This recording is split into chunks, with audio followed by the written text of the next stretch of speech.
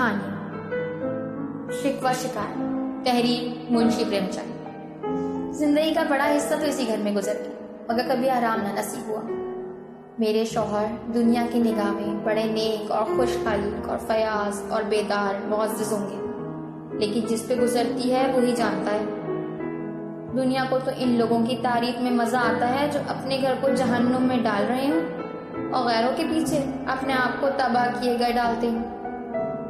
جو گھر والوں کے لیے مرتا ہے اس کی تعریف دنیا والے نہیں کرتے، وہ تو ان کی نگاہ میں خود غرض، بخیل ہے، تنگ دل ہے، مغرور ہے، کوڑا باطن ہے۔ اسی طرح جو لوگ باہر والوں کے لیے مرتے ہیں ان کی تعریف گھر والے کیوں کرنے لگے؟ اب انہی کو دیکھو، صبح سے شام تک مجھے پریشان کیا کرتے ہیں۔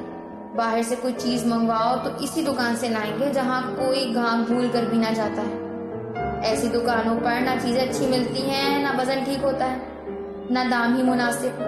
یہ نقائص نہ ہوتے تو دکان بدنام ہی کیوں ہوتی؟ انہیں ایسی ہی دکانوں پہ سودا صرف خریدنے کا مرض ہے۔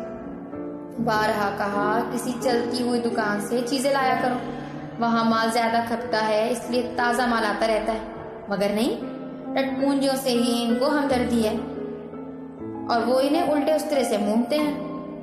گیہوں لائیں گے تو سارے بازار سے خراب بھنا ہوا، چاول ایسا موٹا کہ بیل بھی نہ پوچھے، دال میں کنکر بھرے ہوئے، منو لکڑیاں جلا ڈالو، کیا مجال کے گلے۔ گھی لائیں گے تو آدھو آدھ تیل اور نر اصلی گھی سے ایک چٹان کم۔ تیل لائیں گے تو ملاوٹ کا، بالوں میں ڈالو تو چپک جائے، مگر دام دے آئیں گے اعلیٰ درجے کے چنبیلی کے تیل کے۔ چلتی ہوئی دکان پر جاتے تو جیسے انہیں ڈر لگتا ہے، شاید اونچی دکان اور پھیکے پکوان کے قائم ہیں۔ میرا تجربہ کہتا ہے کہ نیچی دکان پہ سڑے ہوئی چیزیں ملتی ہیں۔ ایک دن کی بات ہو تو برداشت کر لی جائے، روز روز کی یہ مصیبت برداشت نہیں ہوتی ہے۔ کہتی ہوں آخر ٹٹپونجیوں کی دکان پہ جاتے ہی کیوں ہیں؟ کہ ان کی پرورش کا ٹھیکہ تم نے ہی لے لیا ہے؟ آپ فرماتے ہیں مجھے دیکھ کے بلانے لگتے ہیں، خوب، ذرا انہیں بلا لیا اور خوش آمد کے دو چار الفاظ سنا دیے، بس آپ کا مزاج آسمان پہ جا پہنچا۔